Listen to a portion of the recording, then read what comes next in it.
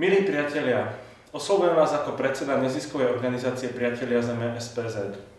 Už 15 rokov sa venujeme ochrane životného prostredia na Slovensku, snažíme sa spolupracovať so samosprávami, štátnymi inštitúciami, ale aj s radovými občanmi na zlepšovaní životného prostredia na Slovensku, hlavne v oblasti odpadov. Ak nám venujete vaše 2%, tak nám pomôžete napríklad naďalej zlepšovať legislatívne podmienky pre dobré nakladanie s odpadmi na Slovensku.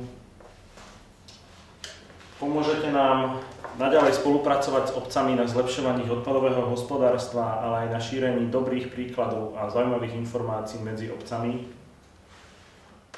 Pomôžete nám podporiť Centrum pomoci občanom, ktoré sa venuje škodlivým zámerom v oblasti odpadov, či už skládkam, spaľovňam, ale aj iným.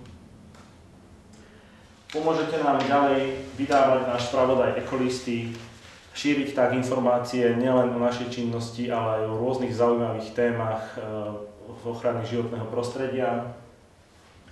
Môžete nám pomôcť aj s organizáciou už tradičného letného ekotábora, kde majú ľudia príležitosť dozvedieť sa viac informácií o tom, ako žiť ohľaduplne k životnému prostrediu, ale aj naučiť sa zručnosti, remeslá, ktoré už dnes takmer neexistujú.